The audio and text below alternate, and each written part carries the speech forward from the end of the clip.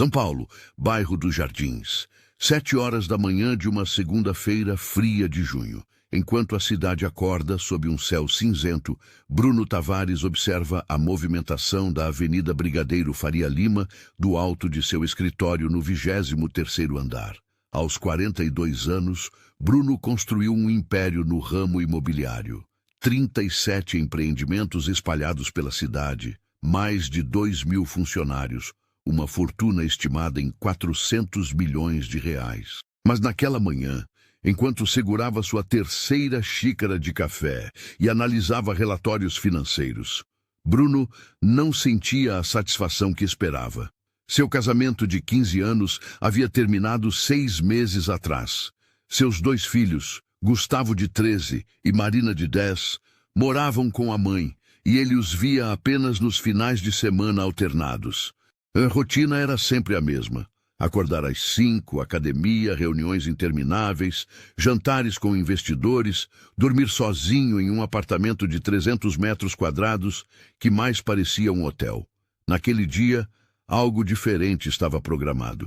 Seu advogado, Dr. Caldeira, havia insistido para que Bruno resolvesse pessoalmente a situação de uma propriedade antiga. Tratava-se de um terreno com uma construção abandonada há mais de 10 anos, localizada na Zona Leste, no bairro de São Mateus. A obra havia sido embargada por problemas de documentação quando Bruno ainda estava começando no mercado. Agora, com processos judiciais finalmente resolvidos, era hora de decidir o que fazer com aquele pedaço do passado. Bruno olhou para o relógio. 8h15. Suspirou fundo. Vestiu o paletó cinza que estava pendurado na cadeira e pegou as chaves de seu BMW preto. Desceu pelo elevador privativo direto para a garagem. 40 minutos depois, após enfrentar o trânsito caótico da cidade, ele estava em um mundo completamente diferente. São Mateus, ruas estreitas, comércio popular, pessoas caminhando apressadas para o trabalho. Bruno dirigia devagar, consultando o GPS, até que finalmente avistou o terreno cercado por tapumes velhos e desgastados. A placa que um dia anunciava Futuro Residencial Morada do Sol estava desbotada, com metade das letras apagadas. Ele estacionou em frente ao portão de ferro enferrujado, desceu do carro e observou ao redor. Um senhor que vendia coco na esquina o observava com curiosidade. 2 mulheres conversavam em frente a uma padaria. Bruno pegou o molho de chaves que Dr. Caldeira havia lhe entregue e procurou a que abria o cadeado. Quando finalmente conseguiu abrir o portão, um rangido alto ecoou pela rua. Bruno entrou. O terreno era grande, aproximadamente 1.200 metros quadrados. A construção inacabada tinha 4 andares. As paredes estavam com reboco pela metade, janelas sem vidros, escadas de concreto aparente. Mato alto crescia entre os escombros, lixo espalhado por todo lado, pichações nas paredes. Bruno balançou a cabeça negativamente. Aquilo era um problema maior do que imaginava. Ele caminhou em direção à entrada principal da construção. Seus sapatos italianos pisavam em pedras soltas e pedaços de madeira apodrecida. Ao entrar no que seria o hall do prédio, sentiu o cheiro de mofo e umidade. A luz do sol entrava pelas aberturas das janelas, criando feixes de luz empoeirados. Foi então que ele ouviu um barulho fraco, vindo de cima, como se alguém estivesse se movendo. Bruno parou, prestou atenção. Silêncio. Talvez fossem ratos, pensou, ou gatos. Mas então ouviu novamente passos. Definitivamente, passos humanos. Seu coração acelerou. Invasores. Era o que faltava. Ele pensou em voltar e chamar a polícia, mas algo o fez seguir em frente. Subiu as escadas de concreto com cuidado. O segundo andar era ainda mais deteriorado. Restos de papelão, garrafas plásticas, um colchão velho e rasgado em um canto. Continuou subindo. Terceiro andar. A mesma desolação. Quarto andar. Quando chegou ao topo, Bruno viu algo que o fez paralisar. No canto mais distante daquele andar sem teto, coberto apenas por uma lona azul amarrada entre pilares de concreto, havia um espaço que parecia habitado. Uma caixa de papelão grande que servia como algo similar a uma cama, cobertores velhos dobrados, algumas garrafas de água vazias organizadas em uma fileira, um saco plástico pendurado com o que pareciam ser roupas. E ali, encolhida contra a parede, com os olhos arregalados de medo e as mãos protegendo a barriga visivelmente grávida, estava uma mulher. Por um longo momento, Bruno e a mulher simplesmente se encararam. Ela parecia ter entre 25 e 30 anos. Cabelos castanhos bagunçados, presos em um rabo de cavalo desfeito. Rosto pálido e magro. Olheiras profundas. Vestia uma camiseta larga e desbotada e uma calça de moletom surrada. E aquela barriga. Ela estava muito grávida. Bruno calculou que devia estar no 8º mês. Por favor, a mulher disse com voz trêmula, as mãos ainda protegendo o ventre. Eu vou embora. Só me dê um tempo. Por favor. Bruno não sabia o que dizer. Seu cérebro estava processando aquela cena surreal. Uma mulher grávida, morando ali, naquela construção abandonada, em suas propriedades. Quem é você? Ele finalmente conseguiu perguntar. A mulher abaixou o olhar. Renata. Renata Alves. Há quanto tempo você está aqui? 2 meses. 2 meses? Bruno repetiu incrédulo. Você está vivendo aqui há 2 meses? Grávida? Renata assentiu, as lágrimas começando a escorrer por seu rosto. Eu não tinha para onde ir. Eu sei que é errado. Eu sei que estou invadindo. Mas eu não tinha escolha. Bruno passou a mão pelo rosto. Aquilo não podia estar acontecendo. Ele havia vindo apenas para vistoriar uma propriedade, resolver uma questão burocrática, e agora estava diante de uma situação que fugia completamente de sua zona de conforto. Você precisa sair daqui, ele disse, tentando manter a voz firme. Isso é propriedade privada. Eu posso chamar a polícia. Eu sei, Renata respondeu, limpando as lágrimas com as costas da mão. Eu vou embora hoje mesmo. Só me deixe pegar minhas coisas. Ela se levantou com dificuldade, usando a parede como apoio. Bruno notou como suas pernas tremiam. Notou como ela estava magra demais para uma mulher grávida. Notou as sandálias gastas em seus pés. Notou tudo. Espera, ele disse. A palavra saiu quase sem pensar. Você tem para onde ir? Renata parou. Ficou de costas para ele por um momento. Eu dou um jeito. Isso não é uma resposta. Ela se virou lentamente. Não é da sua conta. Você está morando na minha construção há 2 meses. Isso meio que se tornou da minha conta. Renata cruzou os braços defensivamente. Olha, eu não quero sua pena. Eu só preciso de mais algumas horas para arrumar as coisas e eu saio da sua vida. Bruno deveria ter concordado. Deveria ter simplesmente esperado ela juntar seus pertences e ir embora. Deveria ter chamado a polícia ou alguma assistência social. Mas ao invés disso, ele se ouviu dizendo: "Como você acabou aqui?" E Renata, para sua própria surpresa, começou a contar. Ela havia crescido em Minas Gerais, na cidade de Teófilo Otoni. Perdeu a mãe aos 17 anos para um câncer. O pai havia abandonado a família quando ela tinha apenas 5. Ela e a irmã mais velha, Cristina, foram criadas pela mãe com muito esforço. Depois que a mãe morreu, Cristina se casou e se mudou para o interior. Renata veio sozinha para São Paulo aos 20 anos, em busca de oportunidades. Trabalhou como vendedora, garçonete, auxiliar de limpeza. Há 1 ano, conheceu Marcelo em uma festa de amigos. Ele era bonito, charmoso, atencioso. Namoraram por 6 meses. Ela engravidou. Quando contou para ele, Marcelo mudou completamente. Disse que não estava pronto, que não queria aquela responsabilidade. Desapareceu. Bloqueou o telefone dela. Sumiu. Renata tentou seguir em frente sozinha, mas os enjoos da gravidez a fizeram faltar muito ao trabalho. Foi demitida. Não conseguia pagar o aluguel do pequeno quarto onde morava, em uma pensão na Zona Norte. A dona da pensão, uma senhora chamada Dona Marlene, teve pena dela e deixou que ficasse mais um mês sem pagar. Mas quando esse mês acabou, Renata teve que sair. Passou uma semana dormindo na rodoviária. Depois, foi abordada por assistentes sociais que a levaram para um abrigo.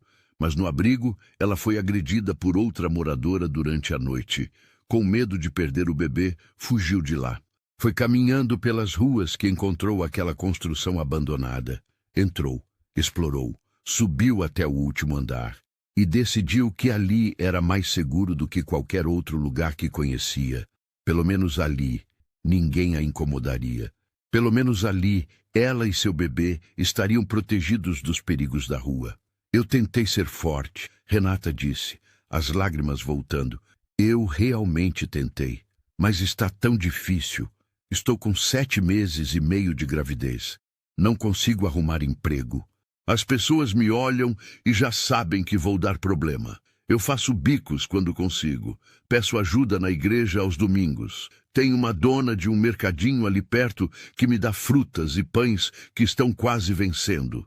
É com isso que eu sobrevivo. Bruno escutava em silêncio. Parte dele queria duvidar. Parte dele achava que poderia ser uma história inventada para manipulá-lo. Mas outra parte, uma parte que ele havia enterrado há muito tempo, sob camadas de ambição e pragmatismo, acreditava em cada palavra que ela dizia. Você faz acompanhamento médico? Ele perguntou. Renata balançou a cabeça negativamente. Fui em um posto de saúde no começo da gravidez, mas depois não consegui mais ir. Fica longe daqui, e eu não tenho dinheiro para o transporte todos os dias. E quando o bebê nascer, eu vou para o hospital público. Eles não podem me negar atendimento. E depois, você vai voltar para cá com um recém-nascido? Renata não respondeu. Abaixou a cabeça. Bruno olhou ao redor. Aquele lugar frio, sujo, perigoso. Imaginou um bebê ali. Imaginou Renata tentando cuidar de uma criança naquelas condições. E algo dentro dele se quebrou. Vista seus sapatos, ele disse. O quê? Vista seus sapatos. Você vai comigo. Para onde? Primeiro para comer alguma coisa, depois a gente decide. Renata o olhou com desconfiança. Por quê? Por que está fazendo isso? Bruno não tinha uma resposta. Não realmente. Então simplesmente disse, porque eu posso. Bruno levou Renata para um restaurante popular no centro de São Mateus. Ela estava tão desconfiada que quase não tocou na comida no começo. Mas quando a fome falou mais alto, ela comeu com uma voracidade que partiu o coração de Bruno. Prato feito completo. Arroz, feijão, bife, batata frita, salada. Ela comeu tudo. E quando terminou, ele pediu mais arroz e feijão. Ela comeu também. Enquanto ela comia, Bruno fazia ligações. Primeiro para seu escritório, cancelando todas as reuniões do dia. Depois para Dr. Caldeira, pedindo para encontrá-lo mais tarde. Depois para sua secretária, Mariana, pedindo para ela fazer algumas pesquisas urgentes sobre abrigos para gestantes. Quando Renata terminou de comer, Bruno pagou a conta e eles saíram. No carro, ela permanecia em silêncio, olhando pela janela. Bruno dirigia sem um destino específico, apenas pensando. Para onde estamos indo? Renata finalmente perguntou. Estou pensando nisso, Bruno admitiu. Você pode me deixar na rodoviária. Eu fico bem. Você não vai ficar na rodoviária. Então o que você quer de mim? Bruno parou o carro no acostamento. Virou-se para ela. Eu não quero nada de você, Renata. Eu não posso simplesmente te deixar voltar para aquela construção. Não com você grávida. Não assim. E o que você sugere? Que eu vá para um abrigo onde posso ser atacada de novo? Que eu durma na rua onde posso ser assaltada ou pior? Aquela construção não é perfeita, mas pelo menos ali eu tenho um teto. Ali eu tenho privacidade. E se eu te ajudasse? Como? Bruno respirou fundo. Eu tenho um apartamento, um que eu comprei como investimento há uns 3 anos. Fica em Itaquera. 2 quartos, pequeno, mas funcional. Está vazio, mobiliado. Eu posso te deixar ficar lá. Renata o encarou como se ele tivesse enlouquecido. Por quê? Você não me conhece. Por que faria isso? Porque eu tenho condições. E você precisa. E o que você quer em troca? A pergunta saiu com uma dureza que Bruno entendeu perfeitamente. Ele balançou a cabeça. Nada. Eu não quero nada em troca. Só quero que você tenha um lugar seguro para você e seu bebê. Renata começou a chorar. Não aquele choro discreto de antes, mas um choro profundo, de alguém que estava segurando emoções há meses. Bruno não sabia o que fazer. Ficou ali, desconfortável, até que finalmente estendeu a mão e tocou o ombro dela suavemente. Tudo bem, ele disse. Vai ficar tudo bem. 2 horas depois, eles estavam no apartamento em Itaquera. Era simples mesmo, 55 metros quadrados. Sala pequena com um sofá bege e uma TV. Cozinha americana com armários brancos. 2 quartos. Um deles com uma cama de casal e um guarda-roupa. O outro vazio. Um banheiro com box de vidro. Nada luxuoso, mas limpo, seguro, com água, luz e gás funcionando. Renata entrou como se estivesse em um sonho. Passou a mão pelas paredes. Olhou pela janela que dava para a rua. Abriu as torneiras para ver a água limpa correndo. Testou o interruptor de luz. Tudo funcionava. Eu não sei o que dizer, ela sussurrou. Você não precisa dizer nada. Aqui estão as chaves. O condomínio é pago automaticamente pela imobiliária que gerencia o prédio. Água e luz também. Tem comida básica na geladeira e no armário. Arroz, feijão, óleo, café, açúcar, leite. Vai dar para alguns dias. Depois a gente vê. Eu vou te pagar de volta. Quando eu arrumar um emprego depois que o bebê nascer, eu prometo que vou te pagar cada centavo. Bruno assentiu, embora ambos soubessem que isso provavelmente nunca aconteceria. Mas não importava. Tem uma coisa que eu preciso, ele disse. Você precisa fazer acompanhamento médico. Adequado. Eu vou pagar um plano de saúde particular para você, e você vai em todas as consultas, sem exceção. Renata olhou para ele com os olhos marejados novamente. Por quê? Por que está fazendo tudo isso? Eu sou uma estranha. Bruno pensou na pergunta. Pensou em seus filhos que ele via tão pouco. Pensou em todo o dinheiro que tinha e em como ele nunca havia trazido a felicidade que prometia. Pensou em como sua vida havia se tornado vazia, apesar de todo o sucesso. E pensou em como, pela primeira vez em anos, ele sentia que estava fazendo algo que realmente importava. Porque eu posso, ele repetiu. E porque é o certo a fazer. Naquela noite, Bruno voltou para seu apartamento nos Jardins. Tomou banho, comeu algo rápido e ficou sentado na varanda olhando as luzes da cidade. Pegou o celular e ligou para seus filhos. Gustavo atendeu. Oi, pai. Oi, filho. Como foi a escola? Boa. Tirei 8 em matemática. Parabéns. E a Marina? Está aqui. Quer falar com ela? Quero. A voz aguda de Marina encheu o telefone. Oi, pai. Você vem nos ver no final de semana? Vou sim, princesa. Vou sim. Depois que desligou, Bruno ficou ali mais um tempo. E pela primeira vez em meses, ele dormiu bem. As semanas seguintes trouxeram uma rotina completamente nova para Bruno. Ele continuava gerenciando seus negócios, mas agora, uma parte significativa de seu tempo era dedicada a ajudar Renata.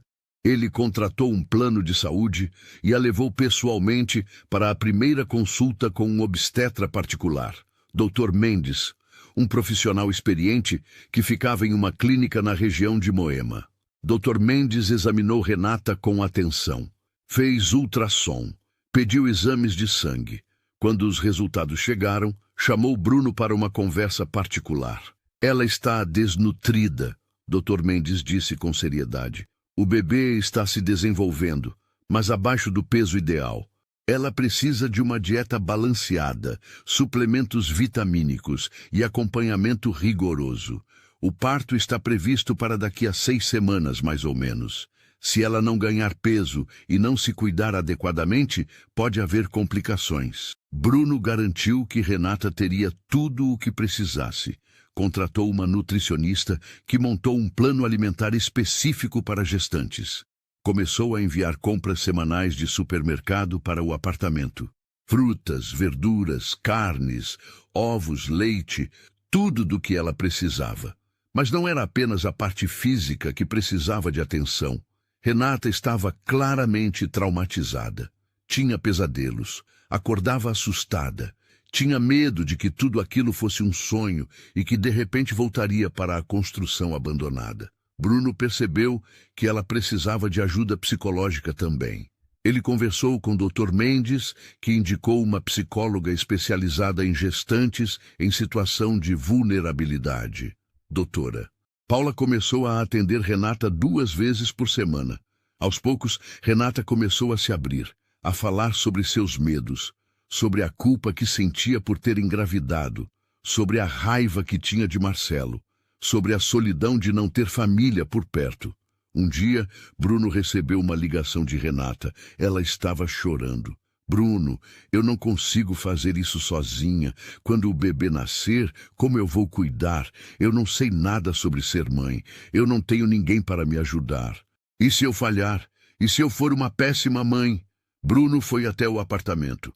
Encontrou Renata sentada no chão da sala, abraçada aos joelhos, o rosto molhado de lágrimas. Ele sentou ao lado dela. Você não vai falhar, ele disse com firmeza. E você não está sozinha, eu vou estar aqui. A doutora Paula vai estar aqui, o doutor Mendes vai estar aqui. Nós vamos te ajudar. Mas por quê? Por que você se importa tanto? Bruno pensou antes de responder. Quando meus filhos nasceram, eu estava tão focado em construir meu império que mal estive presente. Eu era um pai ausente. Trabalhava 16 horas por dia. Chegava em casa e eles já estavam dormindo.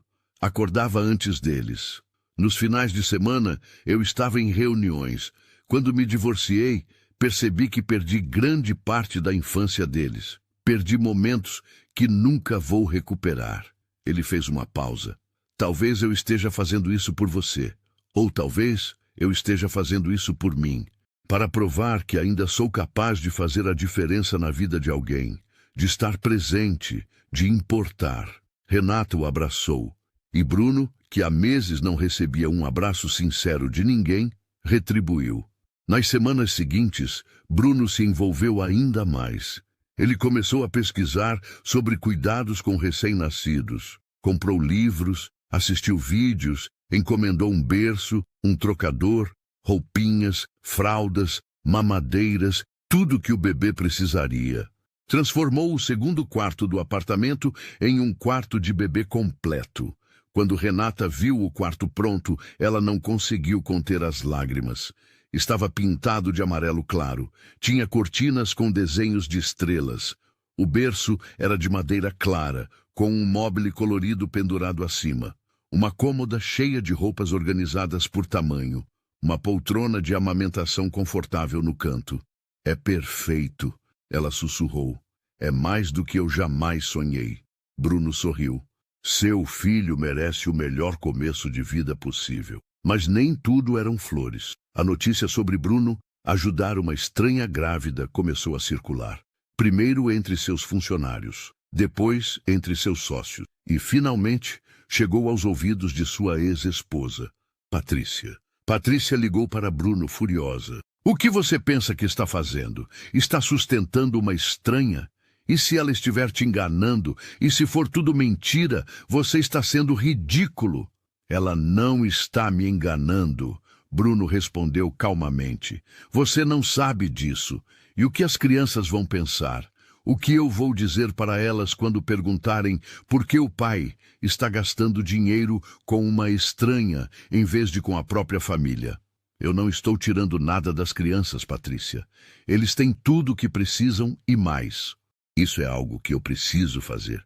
Você está tendo um colapso nervoso. Está passando por uma crise de meia-idade. Isso vai acabar mal, Bruno. Você vai ver. Ela desligou. Bruno ficou incomodado, mas não mudou de ideia. Dr. Caldeira também o confrontou. Bruno, como seu advogado e amigo, preciso alertá-lo. Você está se expondo. Se essa mulher decidir processar você por qualquer coisa, você está vulnerável. Você precisa de um contrato. um documento que proteja seus interesses. Eu não vou fazer ela assinar nada, Caldeira. Isso não é um negócio. É uma pessoa que precisa de ajuda. E se ela te chantagear depois? E se pedir mais dinheiro? E se inventar que você é o pai da criança? Ela não vai fazer isso. Você não pode ter certeza. Eu confio nela. Caldeira balançou a cabeça preocupado, mas Bruno estava decidido. Era uma terça-feira chuvosa de agosto quando o telefone de Bruno tocou às 3 da manhã. Ele atendeu sonolento. Bruno, é hora. A voz de Renata estava trêmula de medo e dor. Bruno pulou da cama. Já estou indo. Você está no apartamento? Sim, as contrações estão muito fortes. Respira fundo. Eu chego em 20 minutos. Ele vestiu a primeira roupa que encontrou, pegou as chaves do carro e saiu em disparada. As ruas de São Paulo estavam vazias àquela hora. Ele atravessou a cidade em tempo recorde.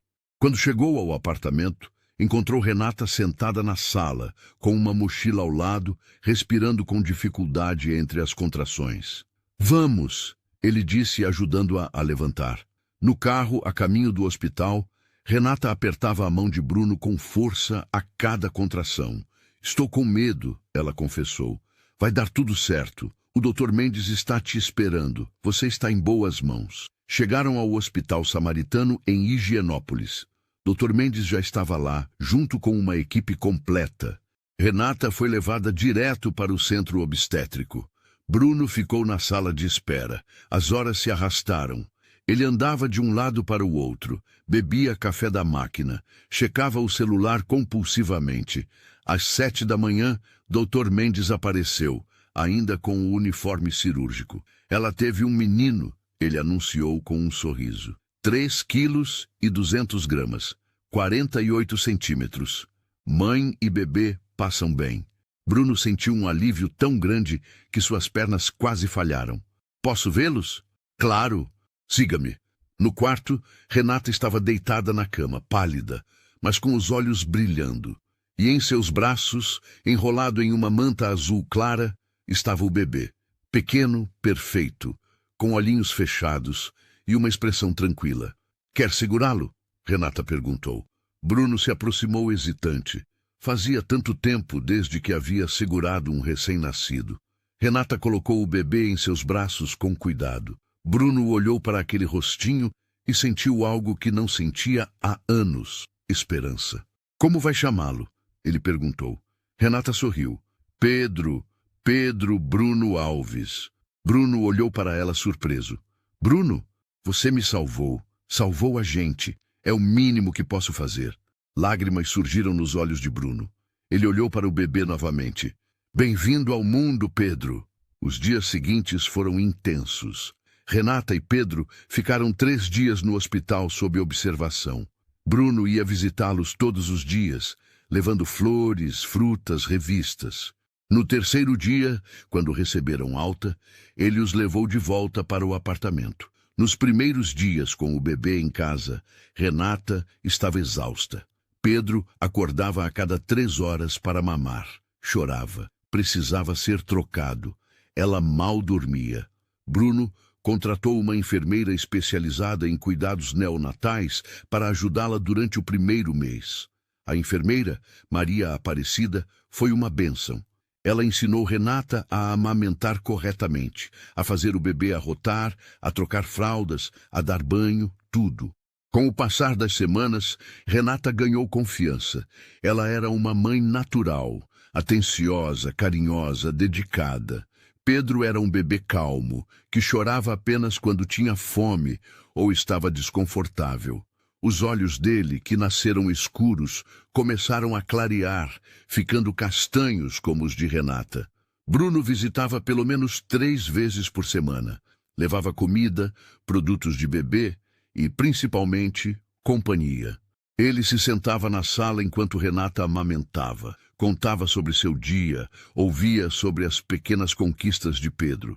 Um dia, enquanto segurava Pedro no colo, Bruno recebeu uma ligação de Gustavo. Pai, é verdade que você tem um bebê com outra mulher?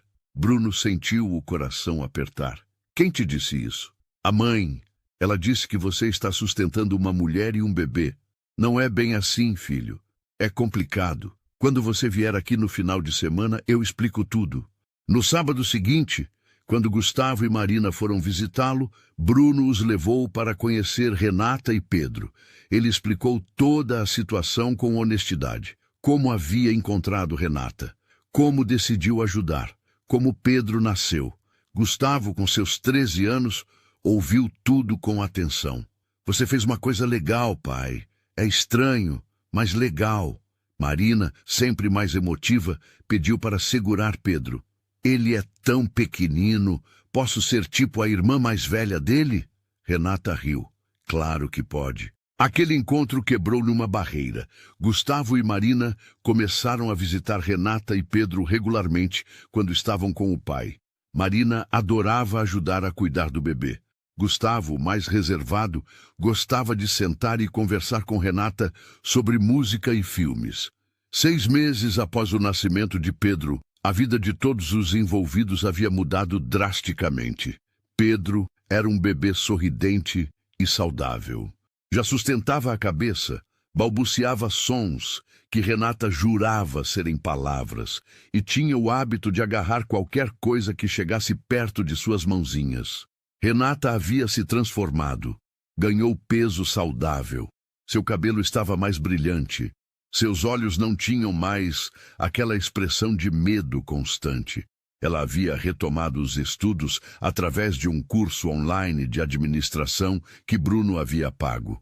Estava determinada a conseguir um emprego quando Pedro fosse um pouco maior. Bruno também mudou. Ele delegou mais responsabilidades no trabalho. Começou a sair do escritório às 5 da tarde, em vez das 9 da noite. Passava mais tempo com Gustavo e Marina, e visitava Renata e Pedro pelo menos 5 vezes por semana. Sua relação com Renata havia evoluído para uma amizade profunda. Eles conversavam sobre tudo.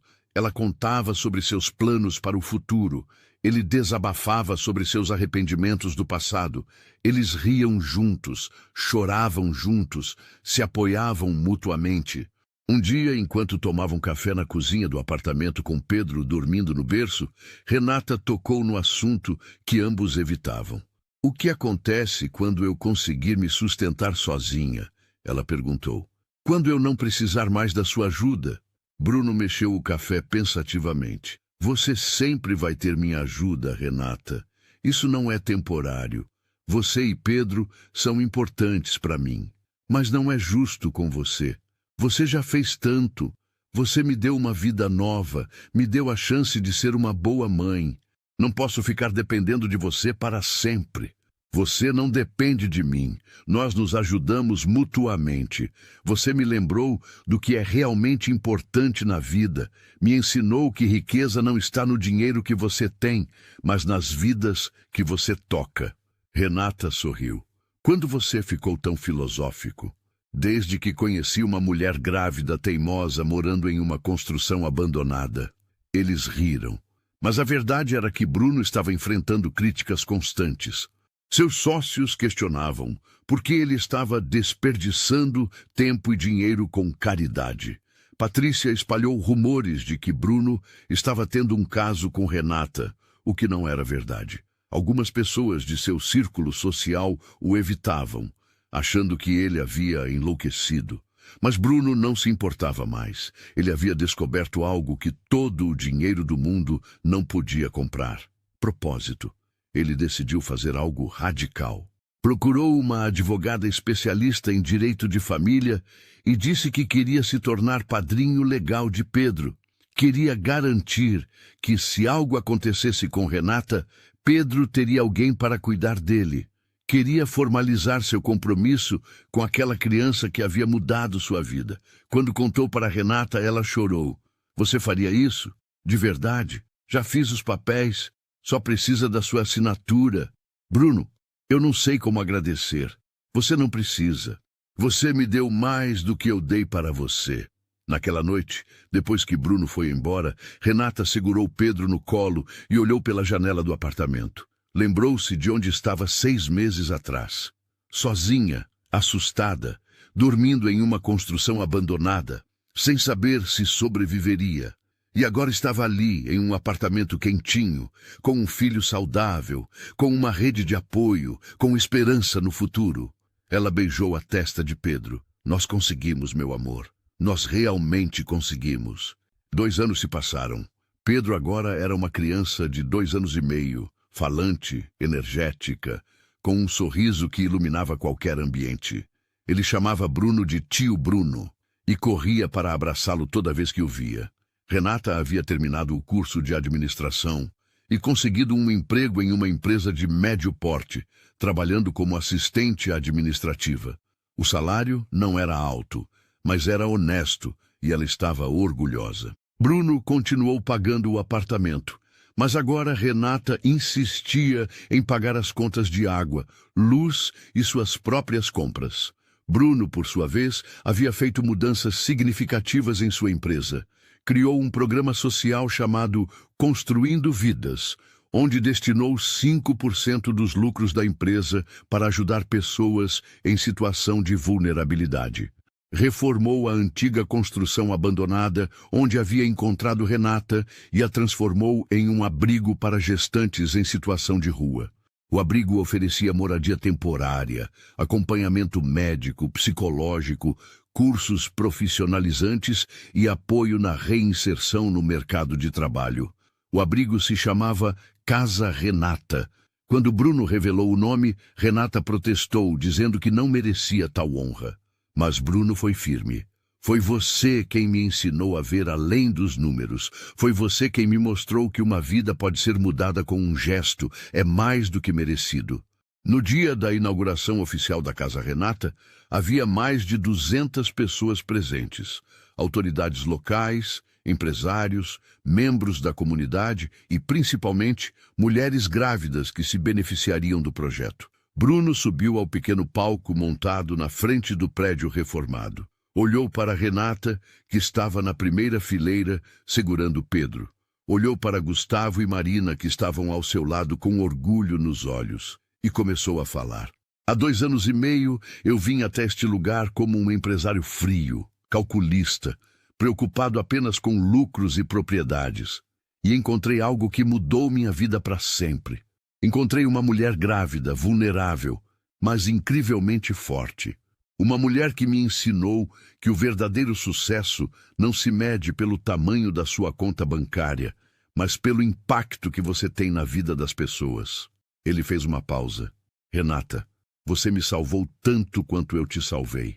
Você me deu propósito. Me deu a chance de ser uma pessoa melhor.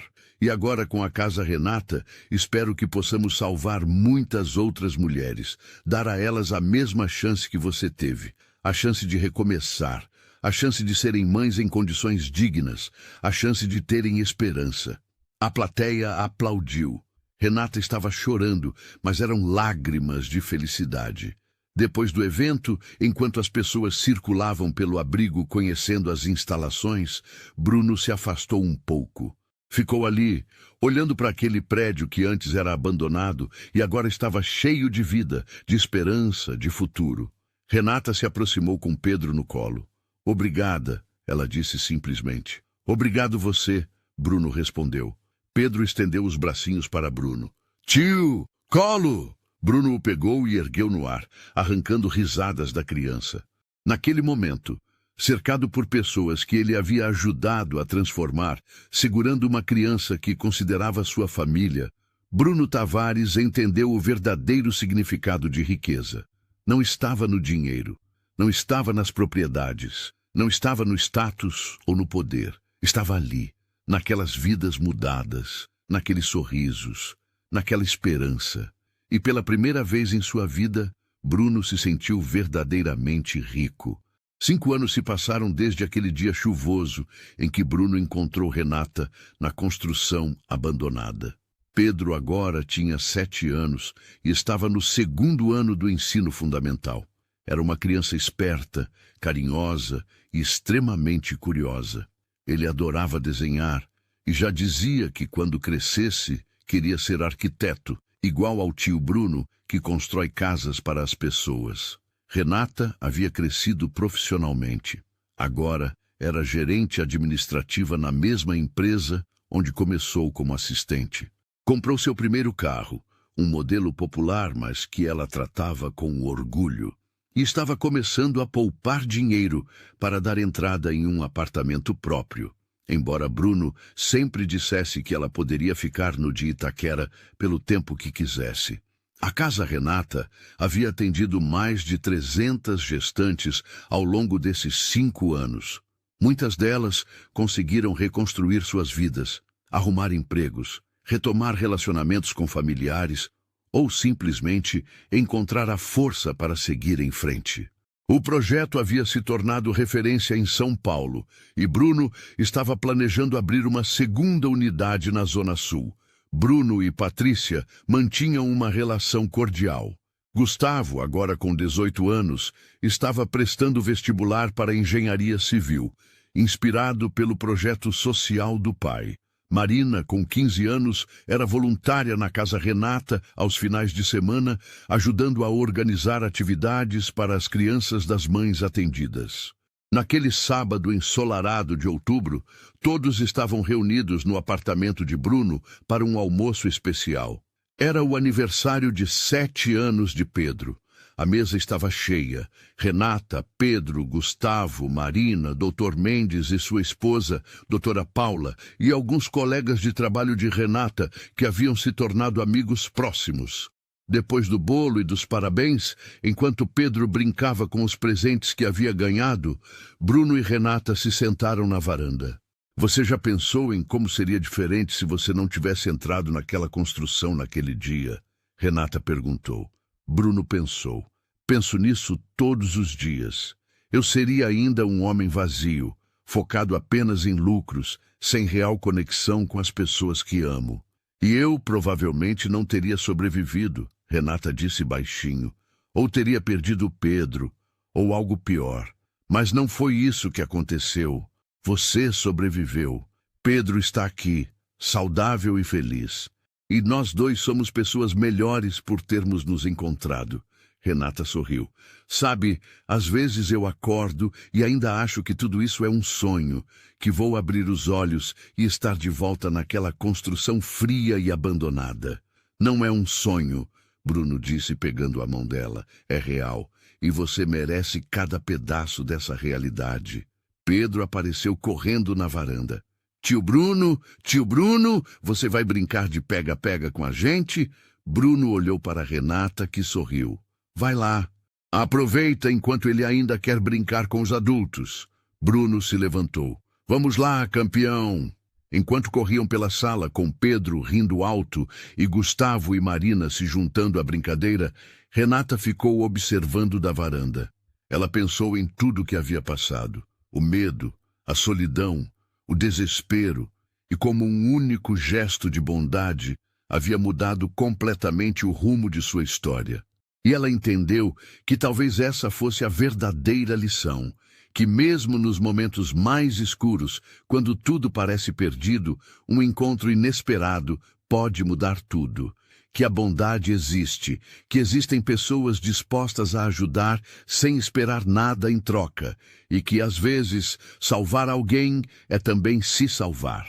Naquela tarde ensolarada, cercada por pessoas que amava, Renata Alves fechou os olhos e agradeceu.